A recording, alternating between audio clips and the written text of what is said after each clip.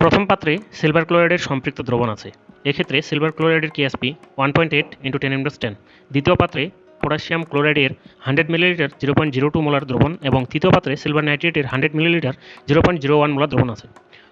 প্রথম পাত্রের দ্রবণে ক্লোরাইড এর ঘনমাত্রা নির্ণয় করো। সিলভার ক্লোরাইডের কেএসপি 1.8 × 10^10 দেওয়া আছে। আমরা সিলভার ক্লোরাইডকে প্রথমে বিয়োজিত করব। সিলভার ক্লোরাইডকে বিয়োজিত করলে সিলভার আয়ন এবং ক্লোরাইড আয়ন উৎপন্ন হবে। সিলভার ক্লোরাইডের ঘনমাত্রা S হলে সিলভার আয়নের ঘনমাত্রা S এবং ক্লোরাইড আয়নের ঘনমাত্রাও হবে S। অতএব সিলভার ক্লোরাইডের কেএসপি সিলভার আয়ন এর ঘনমাত্রা গুণন ক্লোরাইড আয়নের ঘনমাত্রা। যেহেতু সিলভারের ঘনমাত্রা S এবং ক্লোরাইড আয়নের ঘনমাত্রাও S, এজন্য S গুণ হবে S square. S square equal KSP স্কয়ারটা সমান চিহ্নের উপাশে গিয়ে রুট হয়ে যাবে এবং রুট ওভার কেএসপি। কেএসপির মান দেওয়া আছে 1.8 × 10^10।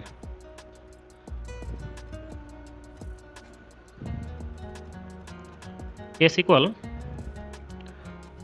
1.3416 × 10^5 মোলার।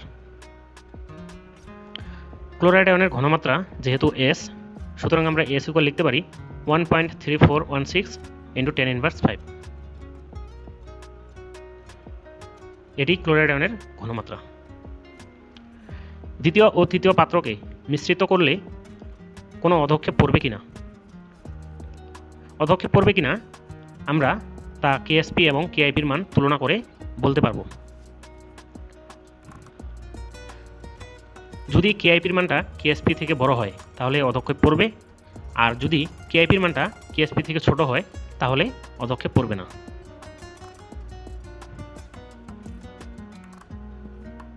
সিলভার ক্লোরাইডের কেএসপি 1.8 × 10^10 দেওয়া আছে। তাহলে আমরা সিলভার ক্লোরাইডের কেআইপির মানটা বের করব। দ্বিতীয় পাত্রে রয়েছে পটাশিয়াম ক্লোরাইড।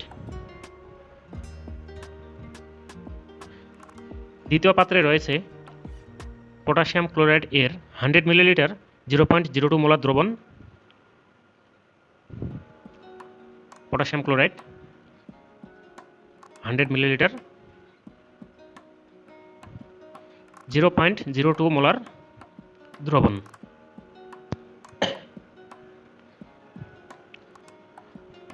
অপরদিকে তৃতীয় পাত্রে সিলভার নাইট্রেট এর 100 মিলিলিটার 0.01 মোলার দ্রবণ আছে। সিলভার নাইট্রেট 100 মিলিলিটার এবং ঘনমাত্রা 0.01 মোলার।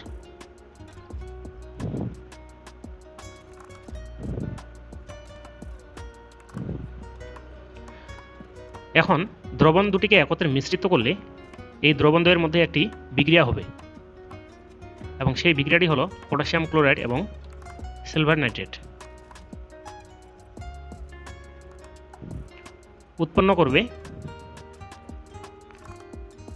পটাশিয়াম নাইট্রেট এবং সিলভার ক্লোরাইড।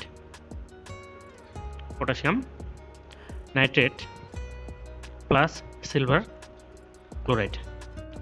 যেহেতু সিলভার ক্লোরাইডের কেএসপির মান দেওয়া আছে, আমরা সিলভার ক্লোরাইডের কেআইপির মান বের করব। এজন্য সিলভার ক্লোরাইডকে আমরা বিয়োজিত করব। সিলভার ক্লোরাইডকে বিয়োজিত করলে পাই সিলভার আয়ন এবং ক্লোরাইড আয়ন। প্রথমে আমরা সিলভার আয়নের ঘনমাত্রা বের করব। সিলভার আয়ন এর ঘনমাত্রা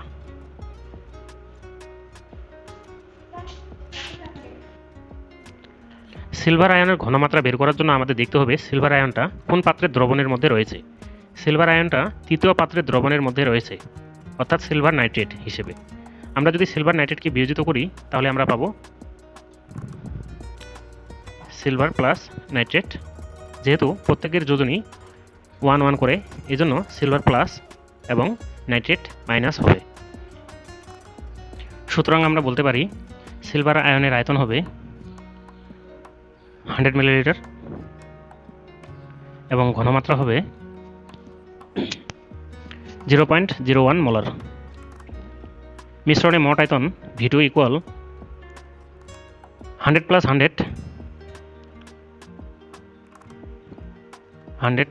100 ইকুয়াল 200 মিলিলিটার। সুতরাং মিশ্রণে সিলভার আয়নের ঘনমাত্রা কত? তো আমরা জানি ঘনমাত্রা নির্ণয় করার সমীকরণ S2 ইকুয়াল V1S1 ভাগ V2। মানগুলো বসিয়ে দিই।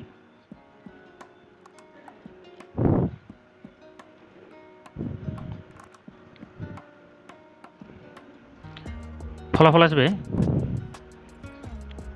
5 × 10⁻³ মোলার। আমরা সিলভার আয়নের ঘনমাত্রা বের করলাম। এবার ক্লোরাইড আয়নের ঘনমাত্রা বের করব। ক্লোরাইড আয়নের ঘনমাত্রা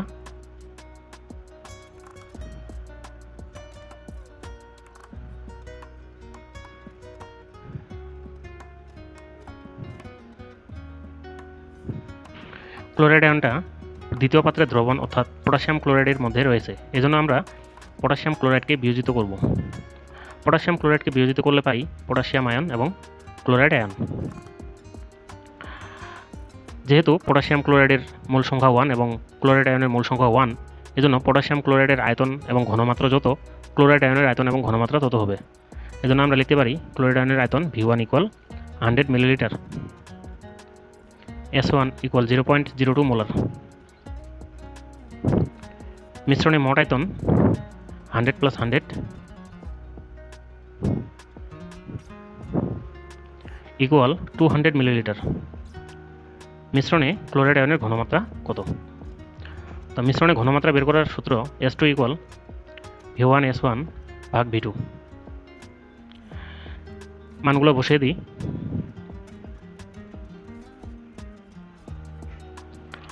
ফলাফল আসবে